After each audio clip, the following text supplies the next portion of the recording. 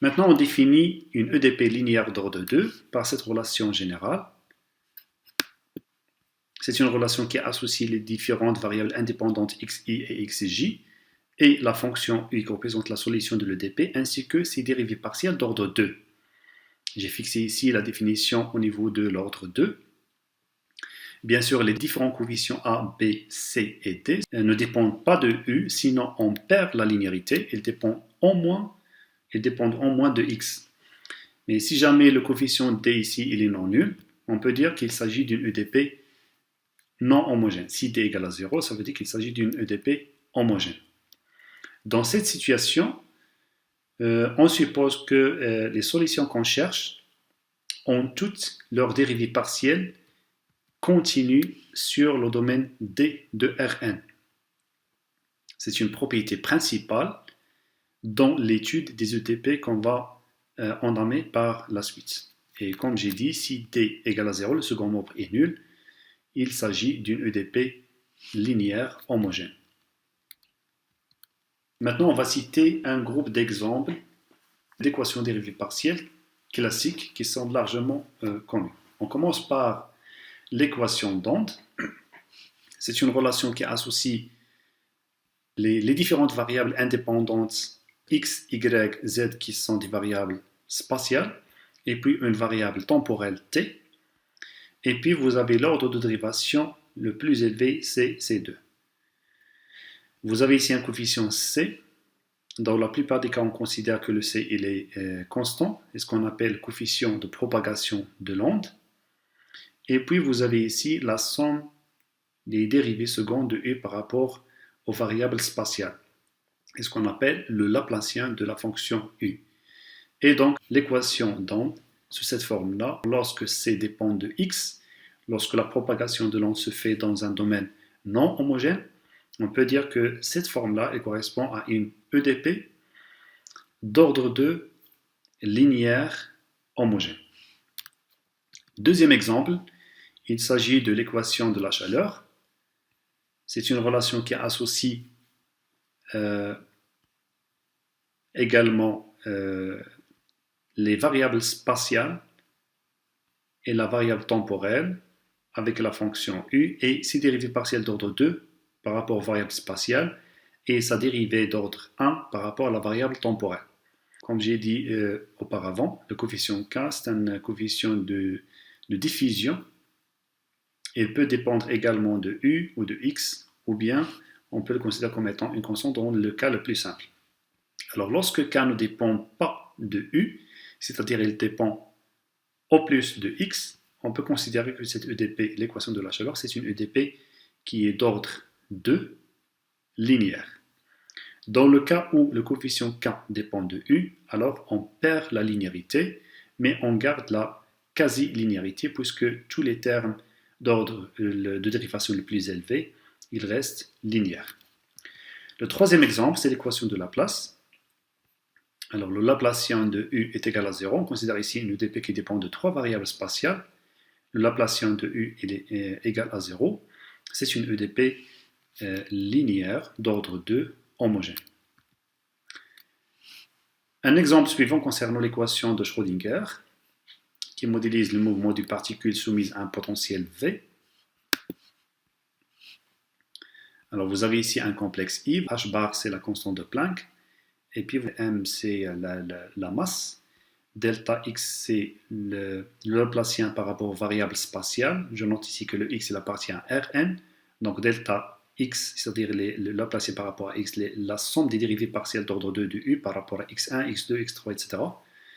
Et puis V c'est le potentiel sous lequel les particules sont soumises, et puis vous avez la fonction U.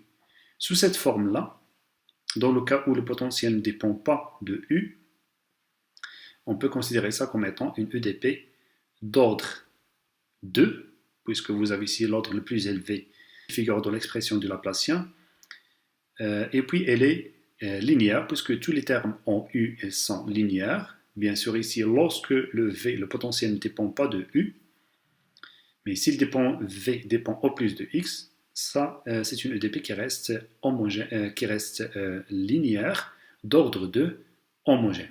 puisqu'il n'y a pas un second membre. Une autre équation de Black-Scholes, où C, la fonction C, représente une option d'achat, bien sûr, sous certaines conditions. Bien sûr, elle est homogène, puisqu'il n'y a pas un second membre. Et tous les termes en C sont linéaires. Bien sûr, elle est d'ordre 2, puisque l'ordre de dérivation le plus élevé, c'est 2. Dans le cas où on considère ici sigma, R sont des constantes. Une autre équation de transport, une forme particulière, c'est une relation qui associe les dérivées partielles de U par rapport à la variable spatiale X et la variable temporelle T. Si on considère ici la forme la plus simple, X, elle est définie dans R, donc la solution est transportée suivant une seule direction, et on considère ici C comme étant une fonction au plus de X. Sous cette forme-là, cette équation de transport, elle est homogène, linéaire, d'ordre 1. Bien sûr, on peut considérer d'autres formes de transport pour lesquelles la fonction ou bien le coefficient C, il dépend également de U. Dans ce cas-là, on perd la linéarité et on garde la quasi-linéarité. L'avant-dernier exemple concerne l'équation de Burgers, mécanique des fluides. C'est une forme particulière de l'équation de transport en général, dans laquelle vous avez ici le coefficient C, il dépend de U. Donc ça, c'est une EDP homogène, puisque le second membre, il est nul. C'est une EDP non linéaire, vous avez ici un produit de deux termes en U, et puis c'est une EDP d'ordre 1 et quasi linéaire, puisque l'ordre de dérivation le plus élevé par rapport à X et par rapport à T sont linéaires. Le dernier exemple, c'est l'équation de diffusion. On considère le cas général alpha, le coefficient de diffusion, il dépend de U. Donc ça, c'est une EDP homogène. Après simplification, on peut considérer ça comme étant une EDP d'ordre 2, quasi linéaire, parce que le alpha il dépend de U. Si alpha est une constante, bien sûr, on peut faire sortir cette constante à l'extérieur de l'opérateur différentiel, et puis on obtient une équation aux dérivées partielles d'ordre 2 linéaire homogène. Donc ça, en général, l'ensemble des équations dérivées partielles classiques, on peut envisager que ce soit en physique, en finance, en mécanique quantique, en électromécanique, etc. Et comme vous l'avez vu, dans la plupart des cas, on considère des EDP qui sont définis dans le plan, ou bien dans l'espace R3, ou bien dans l'espace R4. Maintenant, on passe à la dernière section dans laquelle on va présenter un argument heuristique pour modéliser les vibrations d'une membrane sous forme d'une équation dérivée partielle appelée équation d'onde.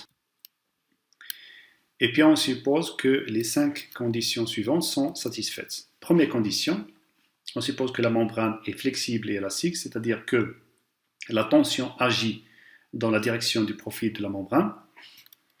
Deuxièmement, on suppose que la tension est de norme constante tout au long de la membrane. Et puis on suppose que la membrane a une densité constante. Et puis le poids de la membrane est négligeable par rapport à la tension. Dernièrement, on suppose que le déplacement de la membrane est petit comparativement à son diamètre minimal. C'est-à-dire que le déplacement horizontal de la membrane est approximativement nul. On cherche U comme étant le déplacement vertical de la membrane au-dessus de ce rectangle. Déjà, la fonction elle dépend de x et de y et de t, deux variables spatiales et puis une variable temporelle. Alors, on suppose que le déplacement il se fait sur ce rectangle-là, de sommet x, x plus delta x, y plus delta y, et puis le dernier sommet c'est x plus delta x, y plus delta y.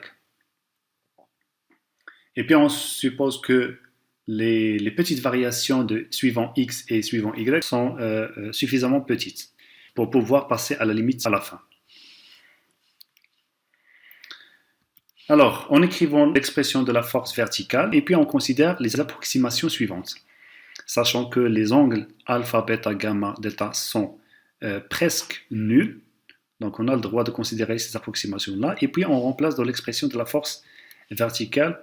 Maintenant, par définition de la dérivée partielle, et puisque la tension agit dans la direction du profil de la membrane, on obtient la relation entre la fonction tangente et les différentes dérivées partielles de U par rapport aux variables spatiales.